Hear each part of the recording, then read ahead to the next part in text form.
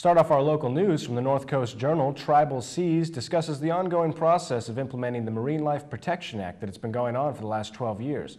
The idea is to have a series of protected marine sanctuaries up and down the California coast, but there's been resistance from various groups with interest in the waters to be protected. The North Coast has been particularly difficult to compromise on because of the recognition of tribal and native fishing rights by local governments, but not by the state. Proposals are now being put forward to codify those rights into law. Eureka Tribal Chair Thomas O'Rourke Sr. says the Eureka tribe doesn't officially endorse the Blue Ribbons Task Force unified proposal. The tribe is willing to accept it until better management practices can be developed. Another one from the North Coast Journal called Golden Rules, more on the legacy of undermining indigenous food sources. This article discusses California Department of Fish and Game's revisions to suction dredging gold mining regulations. Soon a ban on the practice will be lifted and expanded to other waterways like the Salmon River. This river is the last refuge in the Klamath watershed for spring Chinook salmon. The dredging threatens spawning salmon and can stir up toxic mercury and sediment from prior hard rock mining operations. Some of the revisions are unenforceable and to be judged by the miners. Public hearings are to be held on this matter. Check the article for more details. Continuing with the North Coast Journal, When the Inspector Comes shows the experiences of two local food producers with the Food and Drug Administration and how their regulations have both harmed and helped these small businesses. Fish Brothers and Tomaso Specialty Foods and Distributing are two local companies that have had a history of success despite some of the ridiculous rules imposed on them by the FDA. Things like having to relabel and even recall large batches of food so that sub-ingredients of mayonnaise are listed, or because they labeled exact quantities of food too accurately and were told to round the numbers instead. These types of silly nitpicking harm small businesses, and the FDA's time would be more valuably spent going after toxic, pesticide-ridden GMO food instead.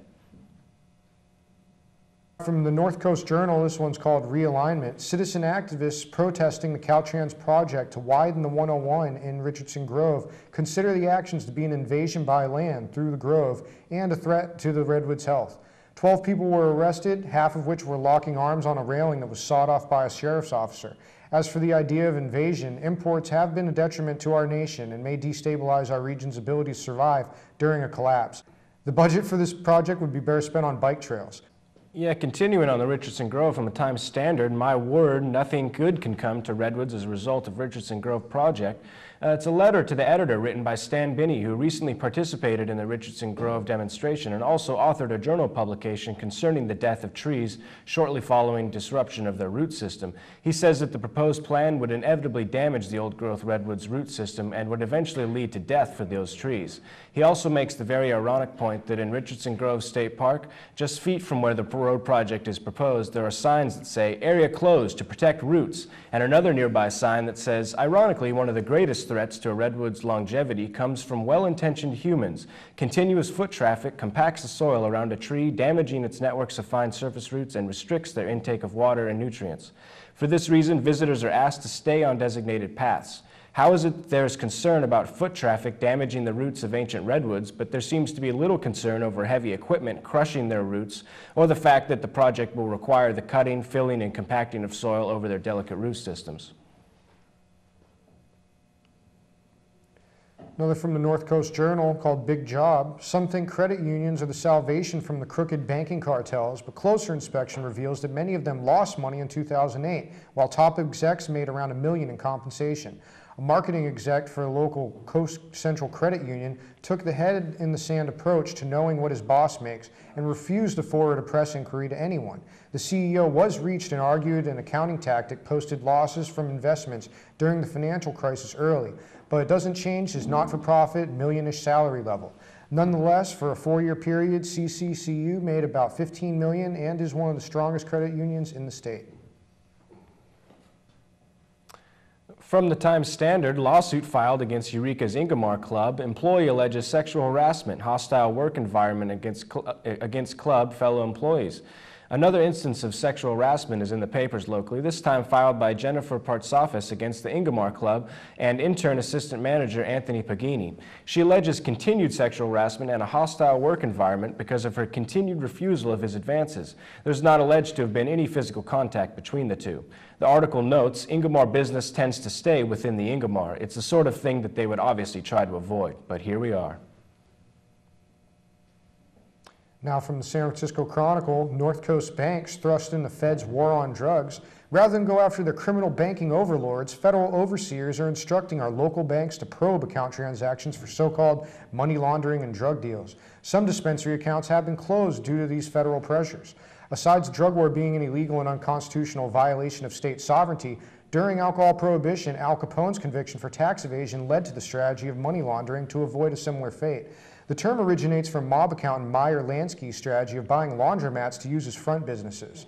The Money Laundering Act of 1986 was passed following revelations of the Bank of Credit and Commerce International being involved in CIA drug running, funding coups, and U.S.-backed dictators being put in place.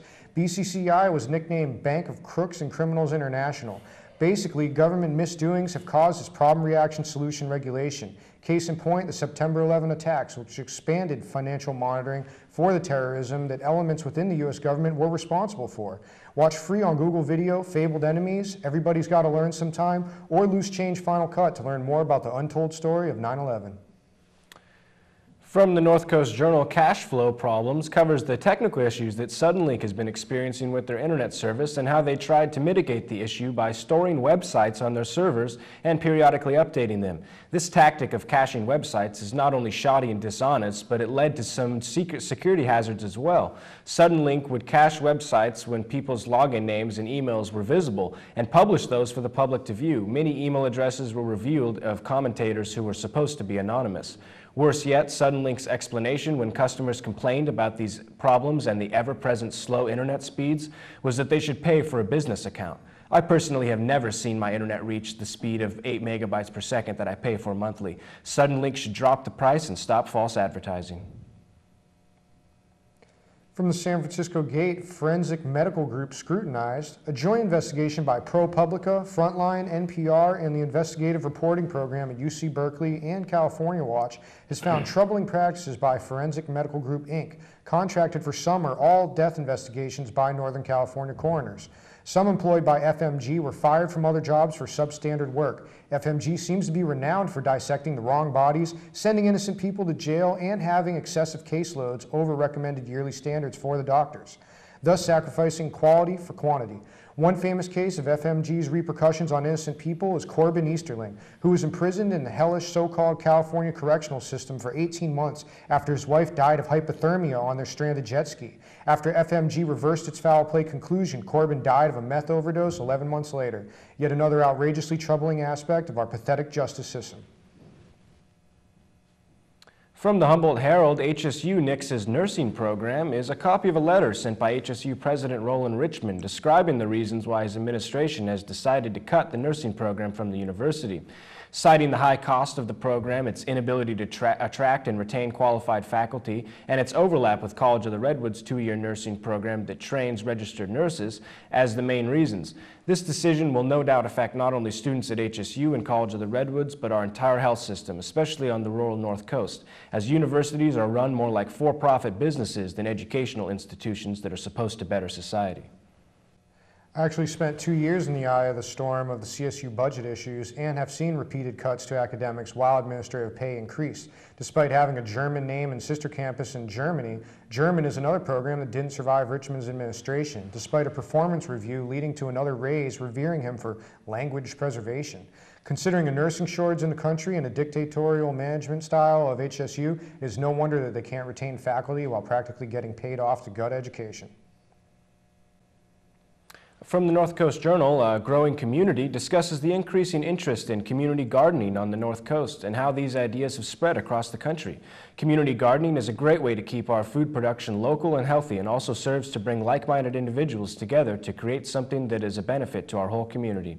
The North Coast Community Gardening Collaborative has organized between 20 and 30 of these plots from Rio Dell to Oric and is quickly expanding. It ends saying, for more information about community gardening, including contact information for individual gardens in Humboldt County and how-to guides to help you start your own, visit northcoastgardens.org.